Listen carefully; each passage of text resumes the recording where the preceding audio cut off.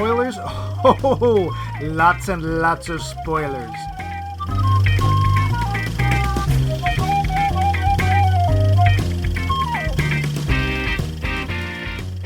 Hello, hello. Mike, I don't know why you say goodbye. I say hello. Welcome to another in our series, ladies and gentlemen, The Beatles. Sorry we're running a bit late, but I was just fixing a hole where the rain gets in. I should patch it with some polythene Pam, but I'm so tired. I don't want to be a mean Mr. Mustard or anything about it. I just want to fix up my bungalow, Bill. All right, I'll stop. Please. It's not like we don't get enough Beatles title and lyric references in this week's movie Across the Universe. That's right. This one isn't by or even about our favorite Liverpudlians, but it's very much inspired by their music and contains a boatload of it. This one is a musical romance set against the backdrop of the late 1960s, filled with people bursting into song, doing random complex dance numbers in New York City, and a few surprising musical cameos. I'll say. Let's get to it. I'm your host, Sergeant Pepper Levine, and now let me introduce to you the act you've known for all these years, Mike Luce. That's it? I don't even get an adjective? Nope, that's it. Wow. Okay. Yes, because I don't want everyone to know you died 3 years ago. Oh! Mike's dead. Miss him. You're not getting anything for Sadie Hawkins Day, I'll tell you that. Sexy Sadie Hawkins Day. There, now I made it themic. Are you happy? Okay, yeah. Ecstatic. Sexy Sadie. Anyway, I'm just wondering personally if you would like to go over last week's poll questions. Yes, I would. Poll question. Who's got the poll question? Oh, that's right. We do. Okay. Last week we asked if you could strike one movie or franchise from the memories of everyone and be sure it'd never show up ever, which would it be? From Geneva Brunetti of the Geneva Brunetti Show, we have, quote, my gut says Birth of a Nation. Also, Roman Polanski's Repulsion. I pretty much blocked that movie out when I had to watch it for class, end quote. Wow, that's reaching back really far. Thank you, Geneva.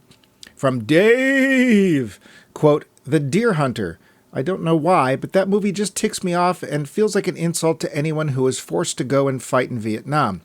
I seem to be the only person who reacted to it that way. I just don't feel that Russian roulette is in any way related to any genuine Vietnam experience, nor did I experience dramatic tension watching actors pretend to be worried about pulling the trigger. Every time a guy put a gun to his head, I was like, and how long do I have to watch before I figure out which one is going to die this round? End quote. Oh, that's certainly an interesting answer. I wouldn't have thought of The Deer Hunter. Thanks, Dave. I'm sorry, Dave? From Val Coons, who's still totally not and also related to me, quote, the Jackass series came to mind first. What a waste of time and money. And Temple of Doom, end quote. What an interesting pairing. Maybe in a double feature someday. Thanks, Val. From Adam Mark, quote, the Muppets movies post A Christmas Carol.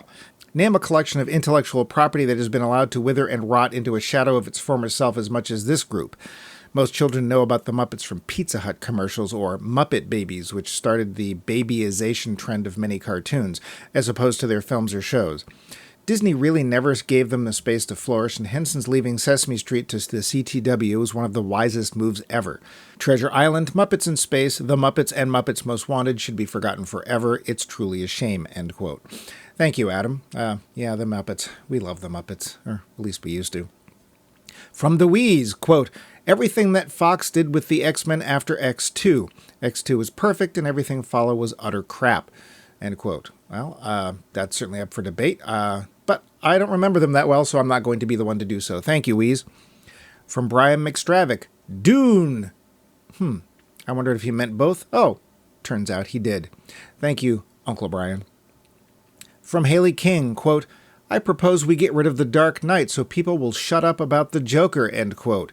That's a really interesting choice. I'm sure she's talking about the Heath Ledger Joker, as that's the one that's in the Dark Knight. Thank you, Haley. Chiming in as well is Matt Reisman, who said, quote, I've been chewing over this a lot. Here's the problem. It's easy to just not see bad movies. I don't like 5 out of 10 of the Star Wars movies or 2 out of the 4 of the Indiana Jones ones. 4? I thought there were 3. But I just don't watch those. I'd rather get rid of a movie that created a trend that I dislike, because that propagated more bad movies. So I agree with Haley Paulson, or Haley King. I'd lose The Dark Knight. I don't want joyless, monochrome, realistic comic book movies. I don't want so much cynicism. I don't want Heath Ledger's Joker put on a pedestal. So yeah, I'd get rid of a movie that I actually like, end quote. That's a really interesting perspective, Matt. Thank you for the answer, the well-thought-out answer. From Nick Hoffman, quote, Crystal Skull, end quote. Yeah, I don't know that one. Oh, thanks, Nick. From Brian Mundo, quote, Avatar: The Last Airbender. The animated series was phenomenal. The movie made me sad, end quote. Oh, nobody wants a sad bear. Thank you, Brian. From the Snowman, Vince, way up north. He said, quote, I had to think about this one a bit. There are plenty of movies and series I don't like and even hate, like Twilight. Yeah, good for you, Vince. But not sure they should never have existed. Then I remembered I Spit on Your Grave, which lowered horror standards and really has no redeeming value at any point in history. 5 minutes of retribution does not make up for the 90 minutes of abuse and rape. I would have to say the same for the Faces of Death documentary series. They are not documentaries, and a lot of the clips are from movies or just plain fake. They also made the way for a new low in entertainment, which continues to this day, with people ghoulishly looking for real death videos online.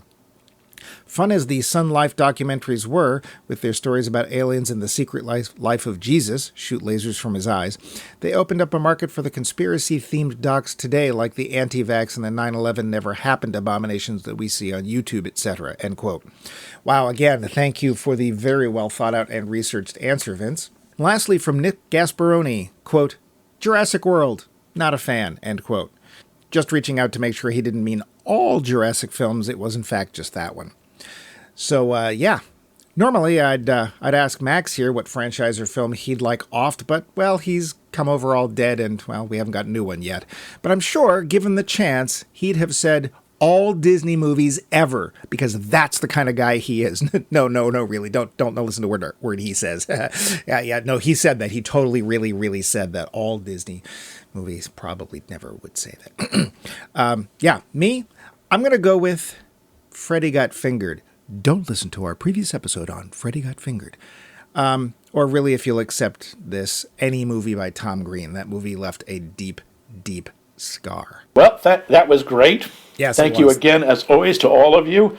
I mean, you guys really get into this stuff, and we love it. Yes, we do. It makes it so that we have to do less. I mean, that we have a better show. So, yes, thank you. But, Max, I wonder, do we continue this? Can we hope to continue this run of excitement by having another poll question? Wonder no more, my good chum. We do have another poll question. I think I'm off to feed the fish. If you know what I mean. Yeah. What does he mean? It's not pretty. I'll tell you later. What is your favorite parody movie? I mean, not just your favorite comedy, but a movie that is a parody of a specific movie or a specific type of movie, a specific genre. Wait, do you mean movies what have actual parrots in them? No, it's parody with a D, you silly, silly man. Wouldn't that be Darity? And now I'm going to hit you with a fish. What else is new? Remember that? Ow! Stop calling me chum and hitting me with fish. But now, trivia.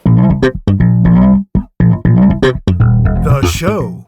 Budget, $45 million. Yikes. And considering we don't have a whole lot of names in this movie, I think a lot of that money went for the few they had and the song rights. Yeah. You want to guess how much it made? 46 million. Right, 29. Oh! Yeah, this was not much of it. This was not a commercial success at all. Wah, wah, wah, wah. Yeah. Despite the fact, now director Julie Taymor watched the premiere sitting right next to Sir Paul McCartney. Gulp. And she was really nervous. Who wouldn't be? What he would think. And when the movie was over, she asked if there was anything he didn't like about it, and McCartney responded, "What's not to like? Have another toke?" No, he didn't say that. He also sang along with All My Loving under his breath, which was a very moving moment for Taymor. That's nice. Apparently, Ringo Starr, Yoko Ono, and Olivia Harrison all praised the film after seeing it. Nice. Yeah. The film was released in the U.S. on October 9th, which is John Lennon's birthday. Aw. Yeah. The song Because is sung by exactly 9 actors, which is a reference to the way the Beatles recorded the song as a 3-part harmony vocal performance with Lennon, McCartney, and Harrison, and it's overdubbed 3 times to make 9 voices. Number 9, number 9, number 9. Dr. Robert wears a hat with the word, yeah, I know, Dr. we'll get to Robert. that. Dr. Robert, we'll get to that. With the word yes written across it in reference to John Lennon and Yoko Ono's first meeting in her art studio, where Lennon found a ladder propped against a white wall. After climbing the ladder at the top, he found the word yes painted on a wall. When he asked Yoko why, she smiled and said, "Would you rather it tell you no?" I think that sums up Yoko Ono perfectly. It really, really does. Well, that and... Sorry, Yoko. Because she listens. Oh, yeah. Sorry, Ms. Ono, I know you're a regular. With a little help from my friends scene, Jude is handed a joint. Is he? And if you look closely, in fact, not even that closely, he's not holding anything. Yeah. They're passing around nothing, and yet he coughs out a puff of smoke. They did this because this was actually filmed on Princeton's campus, and they weren't allowed to actually use real or simulated drugs, so they mimed the joint. Also, this was done to keep the film from getting an R rating, because showing drug paraphernalia automatically gets you an R rating. But they show a joint later in the movie. There's a close-up No, it's a hand-rolled cigarette. God. It is. It's totally a hand-rolled clove cigarette or something. Shut up. And that was the can't first prove reference to drugs on Princeton's campus ever. Yep. Ever. It's the first time anyone had even thought of them. Oh, God. The character Jojo is a very clear reference to Jimi Hendrix. Really? Oh. Yeah, hard to know, especially when Sadie dresses him up in the purple shirt and bandana. I totally didn't get that. Yeah. He also plays a Fender guitar, which was one of the signatures of Jimi Hendrix. Sure. Yeah. Sadie, with her fiery red hair and temper, is pretty much based on Janis Joplin. What? Yeah, I know. You didn't get that either from the throaty singing or the chugging Jack Daniels directly from a bottle. Actually, that's when I made the connection. It wasn't the voice, because she doesn't sound like Janis Joplin, and they play her as being a little older, although I don't know how old she's supposed to be. But as soon as she reached for it's Janis. Okay, I get it. Yeah. The painted bus and Dr. Robert singing I Am the Walrus is, of course, a reference both to the painted bus the Beatles had in the Magical Mystery Tour and the one that Ken Kesey and the Merry Pranksters, who traveled around the U.S. in that bus. Yeah. The punch at the party with Dr. Robert is clearly electric Kool-Aid, just like Kesey used to use. What? Yeah, and finally when Dr. Robert stops at Dr. Geary's place... yes, Dr. it was Mr. Geary? Mr. Bimothy Geary. It's very clearly supposed to be Timothy Leary, who also experimented with LSD, but he and Kesey did not get along. Yeah. Studio head Joe Roth really didn't like Julie Taymor's initial cut of the film and had it re-edited to better suit mass audiences. Now, Taymor's contract gave her final cut rights, and Roth hoped he could persuade her that his version should be released instead. Didn't work. In fact, she threatened a lawsuit if he didn't release her version.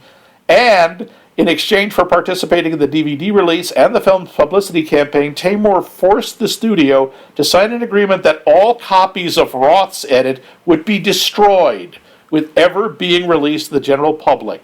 So no one has ever seen it. Well, in some ways good for her, because let's face it, she's a woman, and I'm betting anything that somebody somewhere said, well, I can make her do what I want because she's a woman, and they were treating her like crap. Because the few women who are directors in Hollywood, I'm guessing don't get treated well. They do not get treated well. So on one hand, good for her. On the other hand, well, we'll see if we actually think that was a good idea or not. Yep. During the number being for the benefit of Mr. Kite, some of the text that appears in the background is taken directly from the vintage circus poster that inspired John Lennon to write the song. Right. Salma Hayek specifically requested to appear in the film. And when Julie Taymor mentioned the role in Bang Bang Shoot Shoot as the nurse, Hayek replied, "Just one of the nurses, Julie?" And as such, she appears as all of them. Sure. And, of course, now this was a really subtle reference I'm sure you probably missed. You have to be really... Apple Records is referenced when Jude is trying to draw a green apple and then slices it in half, producing the two logos of the company. Didn't see that, did you? No. And no. Yeah, and the Did you recover after being hit on the head that hard? I'm not sure. That fish is still stinging. Yeah. Some of the scenes are derived from actual 60s events, like the violent student protest at Columbia. The actual explosion at a New York townhouse was the work of the legendary Weather Underground, also called the Weathermen, and took place at 18 West 11th Street in Greenwich Village. Okay. Basically, these idiots were trying to bomb, I think it was the draft board, and they set the bomb off in their own apartment. Oops. Yeah. A photograph of the actual house appears in the movie. And just like at the rooftop concert at the end, which I'm sure you didn't get was a reference to anything. No. But just like the Beatles, it's interrupted by the police. Yeah. Yes, Sting and Andy and Stewart all show up and take over. Yep. And the rather disturbing Let It Be sequence, which we'll talk about, is probably a reference to the Watts riots of 65. See, I read it as actually it was supposed to be referencing some riots in Detroit. I thought Watts when I was... Well, I thought Watts when I was watching the movie, and then I was looking at something quickly online, trying not to take your trivia, but I thought they said it was directly referencing something in Detroit, so I'm not sure about that. It might have been. That might have been where a kid was killed. I'm not sure. Yeah. Also, during the Mr. Kite sequence, Mr. Kite says, "Just tune in, turn off, drop out, drop in, switch off, switch on, and explode," which is, of course, that famous quote from Timothy Leary again. Bimothy Geary. Bimothy Geary, excuse me. And I just wanted to point out, because I thought her name was so odd, I wondered, the woman who plays Prudence, yeah, played by is TV Carpio. Mm-hmm. She hasn't done a lot in terms of movies, but she is notorious or famous for being part of one of the most infamous Broadway shows in history, Spider-Man, Turn Off the Dark. She's in that. She plays Arachne, the spider goddess. Which is interesting, because that means there's another connection to that Spider-Man show in this movie. We'll get to that. Yes, we will. Surprise the crap out of me, because I looked at that person and was like, well, I can't be who I think it is. And then found out, yes, it is in fact exactly what. But do you have any other trivia for us before you give us the plot? No, that's pretty much it. Give us the story, Max. Sure. Set in the turbulent times of Vietnam War-era America, specifically Greenwich Village, across the universe is a love story between a lad from Liverpool, no, not one of the four, named Jude, and a fresh-faced, preppy girl named Lucy, who has a brother named Maxwell. No word on whether he's majoring in medicine or a serial killer. While Jude and Lucy discover each other and the counterculture of the 60s, Max finds himself drafted and dumped into a number of Vietnam War montages. Along the way, they meet a number of colorful characters like Sexy Sadie, Prudence, who really is a deer, Jojo, a man who thought he was a loner but knew it couldn't last, Dr. Robert, Mr. Kite, and many, many more. And throughout the movie, the people will just break into interesting interpretations of classic Beatles songs. In the end, of course, we learn that all you need is love. Yeah, yeah, yeah. The lowdown. Well, so Max, as I usually ask at the beginning of these shows, where did you didn't see this when it came out, did you? No, but I saw it on video a few years after it came out. What, I mean, this came out in 2007. What, like VHS? No, by that time I think it was DVD. Okay. I'm guessing that you were drawn to it because it's got Beatles stuff in it, and you are just like a moth to flame, go right to Beatles stuff.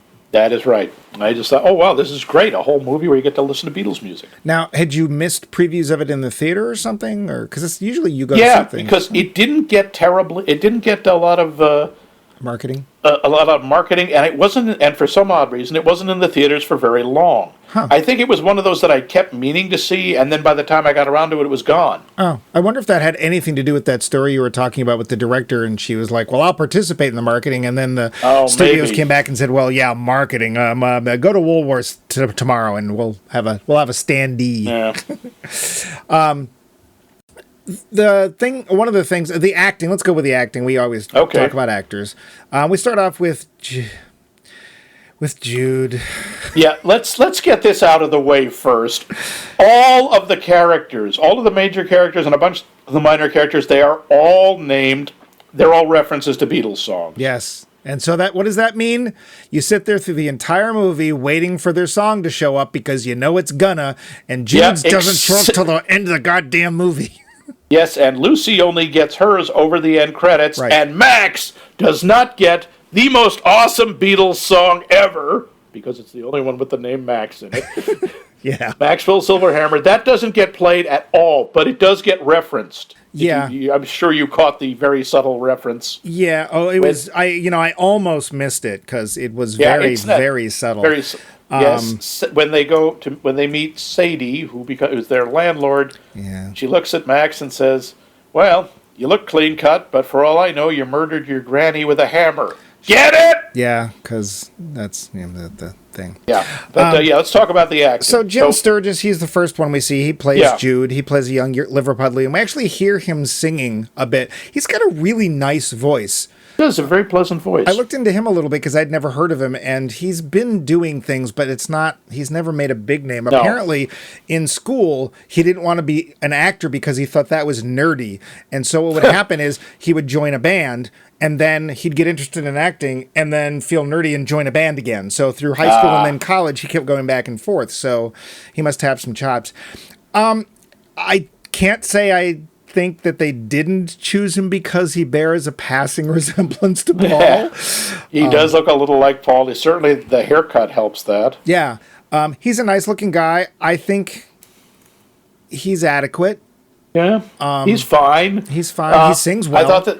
I thought the same thing about Joe Anderson, who plays Max, who apparently his last name is not Edison, it's Carrigan. Maxwell Edison majoring in medicine? In medicine? Well, no, it's Max Carrigan majoring in Marigan. I don't know. I'm going to believe the Beatles and say that no. Yeah. He's fine. Yeah, well, they meet, so... So Jude is working in a shipyard in Liverpool, and lives with his mom, a single mom. She apparently had a dalliance with an American soldier during World War II, which begat Jude, and he went off back to America, and that was the end. Last I saw him. Oh, yes, his mother's name is Martha, as in Martha, my dear, and also, why did you say that name? It's not at all to do with that. It does. He has to go find Superman and fight crime. Laser zap! Yeah, no more Martha. And I don't know what he's doing. He's like, I have to go. Yeah, and then he wants to go. He wants to go to America because that's where you go. Yeah, but he seemed to suggest that he has to go because there's some job. I thought because we see this. So there's a parallel because we see this young blonde woman named Lucy, who has a boyfriend whose name we don't really know till after he dies. It's Daniel. We do know. Which of course, well, we do after he dies. I sat there in my notes like, But of course, you remember that famous Beatles song, Daniel's coming tonight on the plane. Oh, wait, that's Elton John. Yeah, well. So we should have known ahead of time. He wasn't going to make it. Yep. Because your name's on the Beatles song, you're dead. So we basically have this blonde American girl going out with this football hero guy who's going into the Marines during the time of Vietnam. Guess what's going to happen? Yeah. And then we have Jude in Liverpool, who has a girlfriend, but he suddenly has to leave. I thought he was having to join up too, but he doesn't. No. And in fact, he just ends up in America somehow. Because he's looking for his dad. Well, yeah, he turns out to be a janitor at Princeton. Right, which we don't know how he got there, but whatever. So he finds him. His dad is played in a very small role by a guy named Robert Clohessy. He was fine. Evelyn Rachel Wood, who plays Lucy. Evan Rachel. Oh, Evan Rachel Wood is. Yeah, she's Evan. Evan. Yeah, she's probably the one who becomes the biggest name out of this movie because she's had quite a career. Most recently, we know her as the star of Westworld. Oh, yeah, I've only watched first season of that, but she's fine. Here's the biggest problem with the acting. The word chemistry does not seem to exist in this film, at least not so much between Jude and Lucy. No, there's quite a bit between Jude and Max, I thought. Yeah. So Jude shows up at Princeton, and this whirlwind, chaotic storm runs through the film, literally. In fact, at first I wondered if he was supposed to be in the film, with his buds, just basically lighting things and setting them off. And this is Max, and Max is this force of nature, I guess, or something. Well, like Lucy, Max and Lucy, who are brother and sister, are, white, suburban, upper middle class, from New Jerseyites. Yep. And, I gotta say, every character in this is kind of the stereotype. You think? I mean, it's very much a cliche. Jude is the working class, adrift loner who, has trying to find himself, and Lucy is the optimistic, wants to change the world, and Max is the slightly troubled, doesn't know what he wants to do, feels stifled by the white middle class experience. Yeah. Guy. Well, they all end up in Greenwich Village. Because why wouldn't you?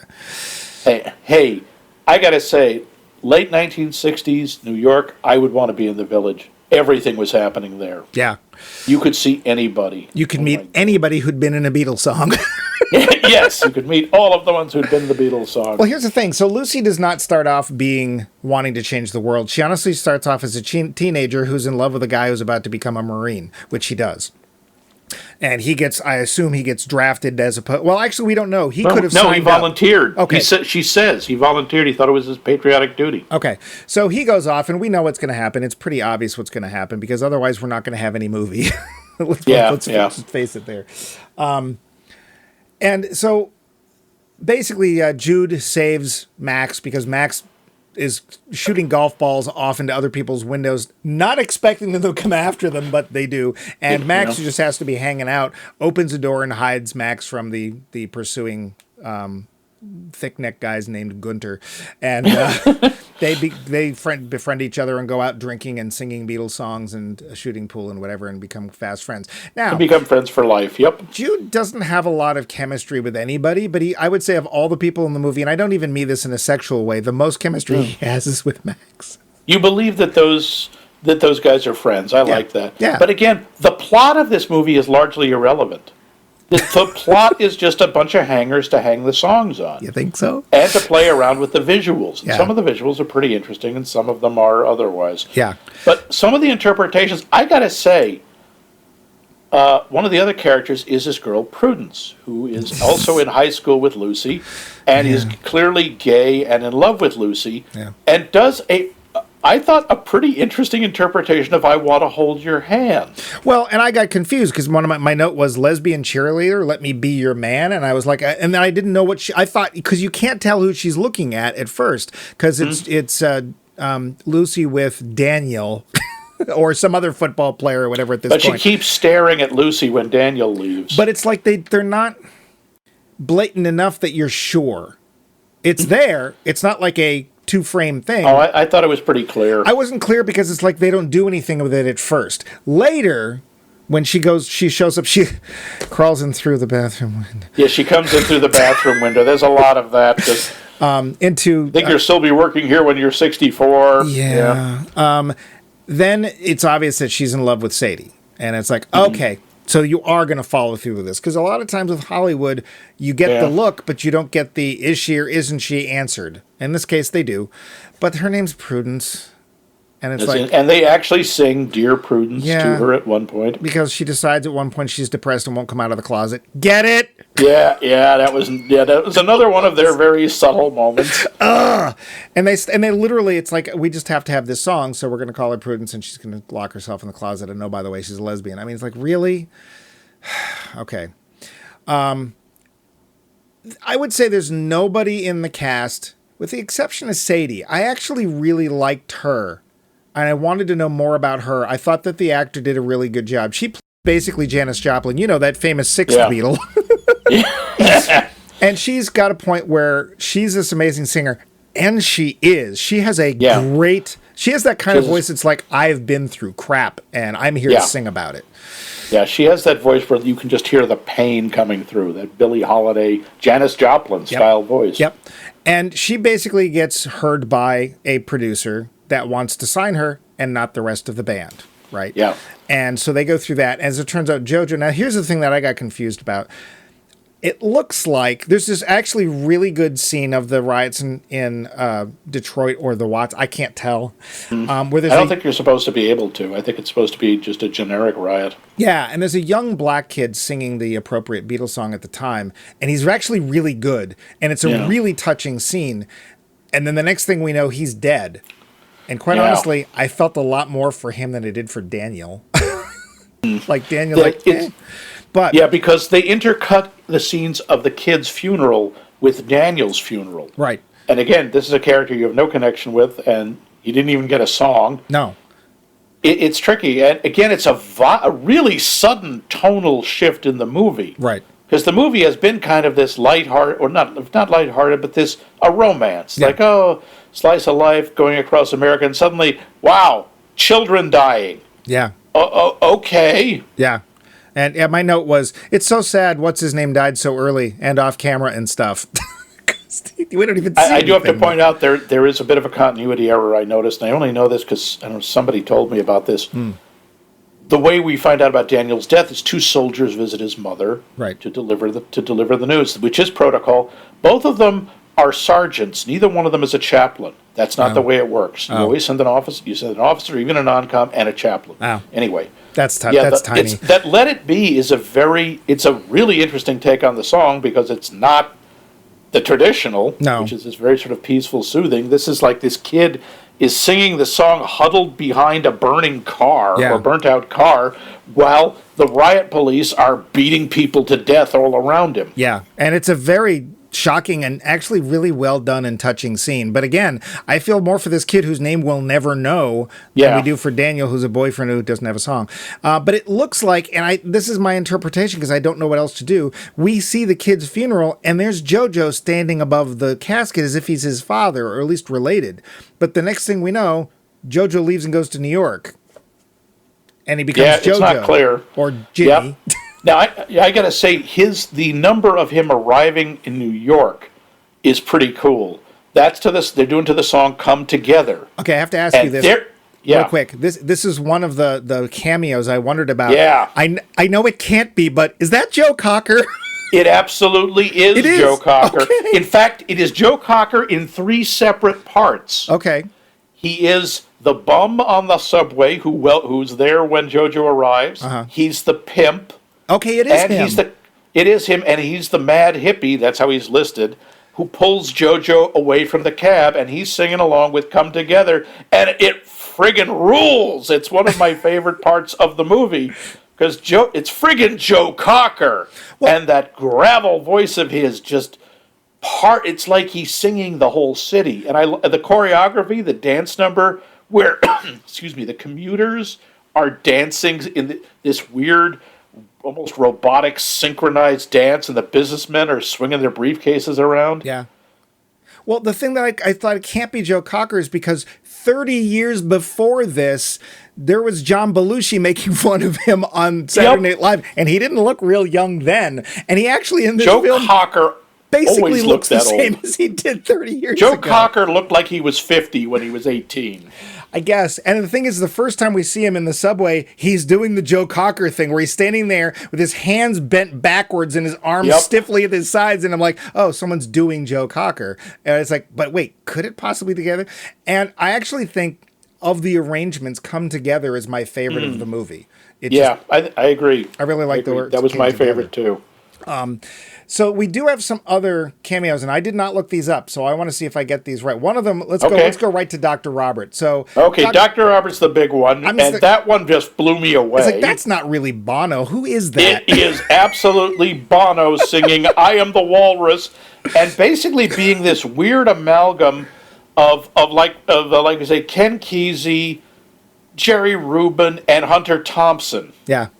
I I kept looking, and it's like, that's not Bono, is it? Because I gotta say, makeup or whatever, when you get real close to Bono, you kind of want to back up.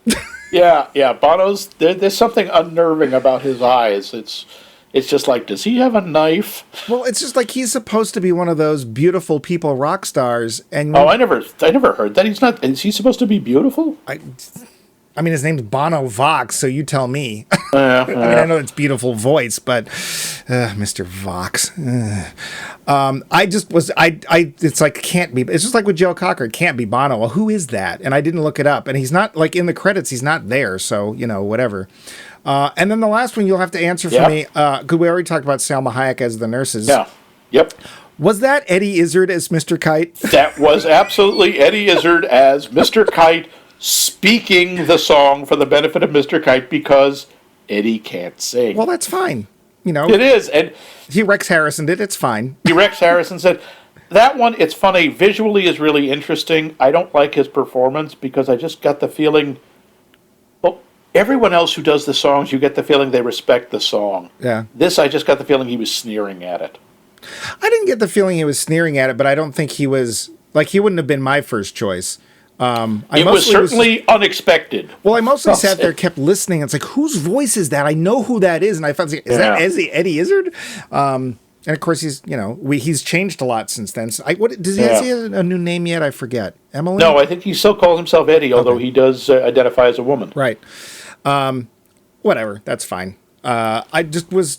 It was very interesting to see the way they did the cameos in this film, because they almost dared you to recognize the people. Yeah, they did not make it easy for you. And I'm not particularly good with faces in general, so unless somebody's face really stands out, it's really easy for me to get them confused and not be able to tell people apart or recognize people and other things. So the fact that I actually got them all amazing. Salma Hayek I did not get, but the others that I got, I was actually pretty surprised.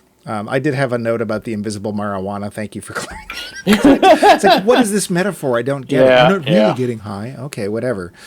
The movie starts with actually a very interesting visual metaphor. There's waves, I'm assuming, at Liverpool coming in, and they're newspapers. And they juxtapose newspapers. And there is some symbology in this film that works very well. That was one of the ones I thought was actually very visually interesting. But one of the things they do, and they do it right from the start, is they take Beatles songs and they kind of chop them up. We get two songs thrown at us that are incomplete, and we don't even know about the people who are singing them. They're just like, oh, it's this guy. We get a lot of that. We get a lot of only parts of the songs. We get a few complete songs, but not many. And it's a case where, and I'm going to come back to another movie that I watched last night after watching this one that I think does the same thing, but I actually like it a lot better. So I guess maybe it wasn't that this film did something in itself that I don't care for. I just didn't like the way it did it. It really felt like you said earlier, we're going to take the parts of the songs that happen to be stitchable to make a story, and we're going to name the characters after all. So yeah, we'll see. I don't know. The edited things. I mean, when you're playing with Beatles songs, you've got a problem, right? Because they're almost holy to people, right? Yeah. So when you start, it's chopping them up like that. It feels wrong. Yeah. And honestly, some of it does feel awkward. Some of it, not so much, because some Beatles songs, let's face it, are very repetitive. Yep. They don't have a lot of words. I understand why they would want to shorten them, and some of them you don't do that to. But yeah. I gotta say, of the people singing, I think my favorites are probably JoJo and Sadie, especially together. Together they work great. They have the thing is, their voice is the most distinct. Yep. The others are competent, but if you closed your eyes, you would have no idea who was singing. Well, I actually thought that the guy playing Jude sounds like the singing voice of Ewan McGregor. Oh, interesting. I hadn't thought of that. Yeah. Okay. That's okay. One of my first notes was like, he sounds like Ewan McGregor. But here's another sad part is, honestly, the story between JoJo and Sadie feels like it's a heck of a lot more interesting than the one does, that and you get very little of it. I mean, it's just we get the most cliche beats. Oh, success, she leaves him behind, starts drinking. and then suddenly she's back. Yeah. Yeah, it's never... there's nothing explaining it. She's just back, and they're back together. Yeah. Like, okay, that's nice, but it's like there was a whole other movie over there that we didn't get to watch. Yeah. But again, we just... because we want to see the pretty young white people. Yeah, and that's the thing, too, is that those two have chemistry. I should have said the most chemistry between those two, and watching them break up during a song on stage is really brutal. well done. And, both of those two people... that's when they're doing "Oh Darlin'," which is a very kind of sappy but very sweet song. And they're turning into this musical duel because, JoJo starts going full Hendrix on his guitar and blaring it. And it turns into this musical fight. And that's actually, it's one of the more imaginative uses of the songs. Yeah, unfortunately, imaginative doesn't always mean good. Yeah, it's kind of painful to listen to. So there's one in particular, which is I Want You So Bad. Yeah. And again, imaginative, but... I think they really wanted to be Pink Floyd's The Wall. Yeah, that's the other thing with this movie is some of the songs, they do it sort of realistic.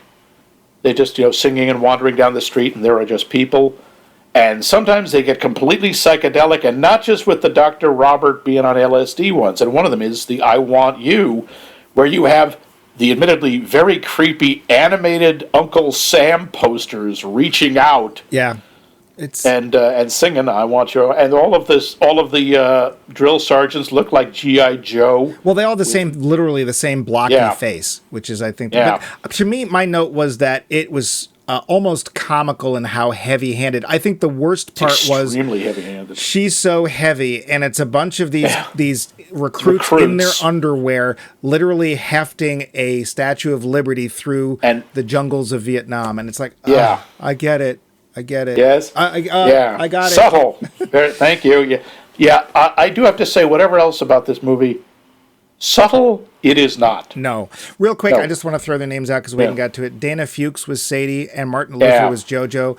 They did a great job, both of them. I would probably buy an album if they wanted to sing it. Yeah. Just, so you go. I actually got to the point where, because we've got sections like that we did like, where they are doing Beatles songs like the ones in Detroit come together. And then we've got I Want You. I kind of wondered, did different people direct these? Because they almost felt like totally different music. They really do. A lot of the presentation is very varied. Yeah. I also feel like there's a lot of telling. Like, we know that Jude is in love with Lucy because he tells us. The songs tell us, yeah. Yeah. They didn't really... Yeah, not so much how... And... again, the plot, boy finds girl, they're together, then Lucy gets hooked in with a radical named Paco, who is the least Paco-looking Paco I've ever seen, and is the whitest guy named Paco I've ever seen. Yeah. And Jude doesn't want, Jude just thinks he's jealous of him, and he doesn't like him, and that brings in the song Revolution, which I have to say, while it's not a terribly imaginative presentation, it is very true to the spirit of the song, where he's basically busting up this radical's office, and he's singing, about how you can't, if you have a revolution with violence, you're just creating the same thing. Right. Well, and then suddenly Chairman Mao comes into it, and it's like, well, that wasn't a part of anything he was trying to do up till this point, so... Like, they literally, it's like, oh, we have that secret Nazi office in the back. Is it this case? No. That was a big thing with 60s radicals. They had pictures of Mao up. No. I mean, in the movie, in the context of the movie, like, that was not part of his protest until they needed it for the song. Like, literally, there's a room where things are painted red in the back. Yeah. Well, it's the whole idea of he's the symbol of a revolution. It was a pretty, nasty one. Yeah. Cultural revolution. A lot of people dead, but... Yeah. Yeah, and then, of course, it turns out he's basically the weatherman, and they want to blow things up. And they do. Yeah, and Jude gets caught in a riot, and he gets deported back to Liverpool. Yeah. He eventually heads back because, first, it's an interesting, if very heavy-handed again, he's sitting in a pub in Liverpool, and Max is sitting in a bar in New York and starts singing Hey Jude to him. And then all of Liverpool begins singing with him. Did that feel feel like to you, like the scene in the Monty Python film, Every Sperm is Sacred? A little bit. The setting was very similar. It's all these working class people coming out of doors and children and stuff, and they're all singing it. I'm like, they're going to start singing it. I know they're going to do it. Every sperm is sacred. Yeah. One of my earliest questions was, did the Beatles exist here? Maybe this is that world that Jack Malik comes from. That's a really interesting point, especially if you consider the 60s and what a major feature Beatles music played in it. We don't see any evidence that the Beatles existed. We just see as if this is a world they created or something. It is kind of jarring. Yeah. Again, maybe Jack Malik comes from here, so that's maybe fine. so. I've exhausted most of my notes, and I know that people are really on the edge of their seats wondering what we thought of this movie. Well, I do have to say I kind of like at the end when they're doing the concert on the roof.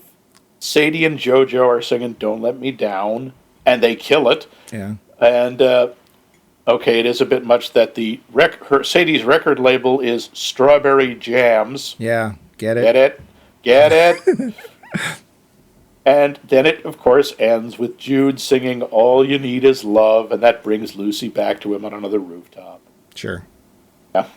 I wanted to see her jump across it personally, because that would fit in with our poll question. Yeah.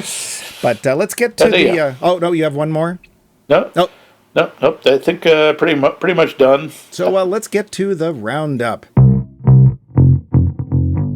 The roundup. So, Max. Yeah. You saw this not exactly when it came out, but maybe within a year? Within a couple of year or two, yeah. And what did you think of it at the time? Honestly, when I saw it, it really annoyed me. And why did it annoy you? Because it didn't give me what I wanted, which was basically honoring Beatles songs. And I don't know. Back then, it's, been like 15 years. I don't remember what it was. I didn't like it. Okay. I thought it just didn't work. And what do you think about it now? I think it's very uneven. I think there are parts that are pretty good. I think it is about as subtle as a brick through a plate glass window. I think a lot of the singing is competent but uninteresting, except for the obvious exceptions. And I think the interpretation of the songs runs from pedestrian to really interesting. I think there are some that are really cool. I still like the "I Want to Hold Your Hand" as a sad song. Before I saw this, it had never occurred to me that would actually be a melancholy song about unrequited longing, and it works. Sure. And I don't know Bono, I love seeing Bono in this, but him doing "I Am the Walrus" just makes me go, okay, why? I just don't associate Bono with psychedelics. He's from Ireland. That's near to England. Sure. I wanted to like the Benefit of Mr. Kite number, but I don't know why I just don't. It's just too... I think it's just too cute. It's just trying too hard. I got the feeling with a lot of this movie, it's just trying too hard, and it's just being very cliche. Now, you had never seen this, right? I had never seen this. I had barely heard of it. Like, I knew it existed by title. And there's a question I want to ask you. Why is it called Across the Universe? Because it's a Beatles song? Exactly. Like, it doesn't have anything to do with anything. Nope. They could have called this Dear Prudence, and it would have made more sense. They could have called this Mean Mr. Mustard. It would have made as much sense, yeah. Number 9. They could have called it Number 9. Yes, or Piggies, or any of them. Yeah. I had not seen this or heard of it, so when you brought it up, it's like, okay, we'll see how this goes. And I think the movie is just kind of a mess. It is very long. It's almost 2.5 hours long. It's very long. Yeah. And you feel it. Yeah. And it almost feels like it's up to us to force meaning into and feeling into this movie. Like, we're going to give you the songs because we know you like those, and we got this story, but now you got to put it together. And it's like, this is not a Lego project. I don't have to, that's not my thing. I think it wants to be powerful, and in some brief moments it is. Again, the riot some powerful scenes. moments, sure. You're pointing out that, unrequited love, especially when in response to a homosexual love and societal's pressure against that with Prudence, it's a very interesting interpretation of the song. If all of the interpretations had been as interesting, they don't have to be the same. It doesn't have to be a movie about gay people. I don't care. But if all of the interpretations had felt like that much thought had been put into them, this could have been a really interesting movie. Just thinking of Prudence, you notice how sort of neatly they give her a girlfriend, and it's just nothing, except, this is my friend Rita, and my first thought is, please don't say she's a meter maid. And and that's what happened. I have a note, it's like, oh God, her name's Rita, where's the song? And she doesn't get one, which... No. Doing that thing, naming the people after the Beatles songs, was an incredibly bad move. And the reason is that is you just sit there as an audience with this tension, waiting for the frickin' song. And it takes you out of the movie. And it honestly doesn't matter. Max could have been named Fred. We would have felt exactly the same about him and not cared. Yes, they could have, given Jude any other name and just sung, "Hey Dude." No, they couldn't. Sure, Ed Sheeran says it's good. Well, Ed Sheeran has a lot to answer for. Lucy, why is she in the sky with diamonds? No reason. It just fits over the credits. Like, there couldn't have been a night where, let's say he took the punch and he had a psychedelic experience, which is what people thought the song was about. Spoiler it, it's not. We could have had that because we do have psychedelic experiences throughout the movie, which I actually think pretty cool. But it's just this sort of mess. It's instead of being powerful, it's mostly just empty. There's a bunch of people that tell us they're in love with each other. They tell us that they're upset when their boyfriends die. Because honestly, Lucy's reaction is, and she moves to New York. It's just, I would actually rather that they had taken the story, this Forrest Gump with Beatles music, because that's kind of what it is. And they had developed the story and not had anything to do with the Beatles. Because the tiny connections they have are quite honestly the names of the characters. That's it. And the time period.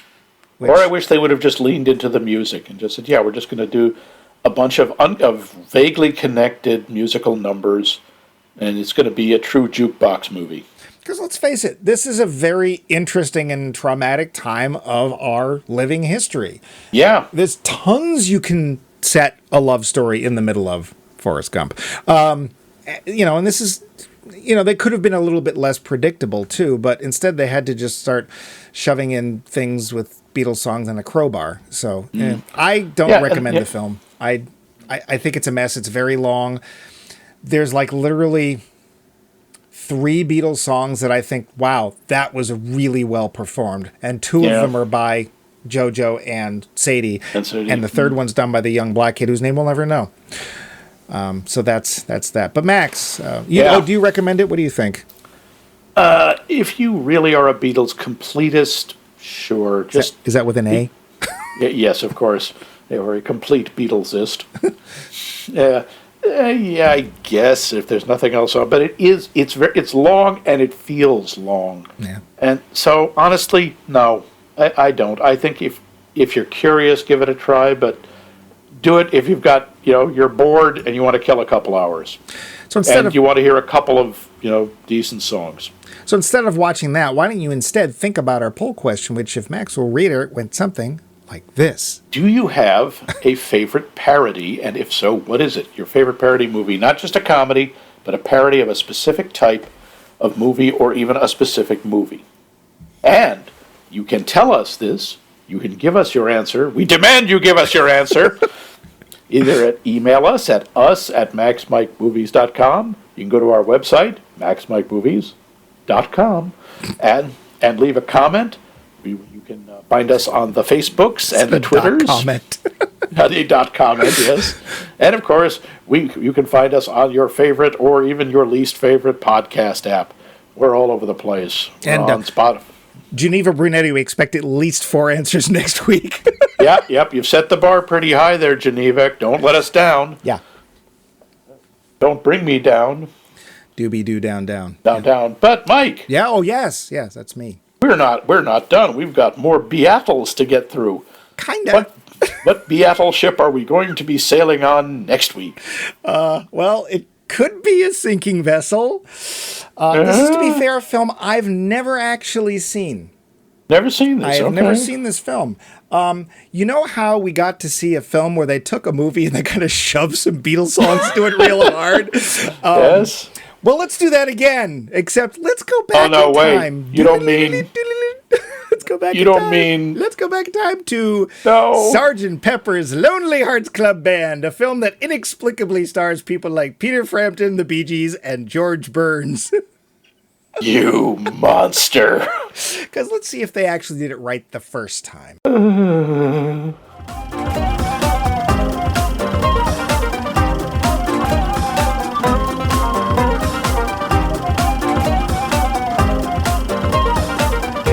This has been a co-production of The Voice of Max and The Movie Wrench. Miss him, that's a scam.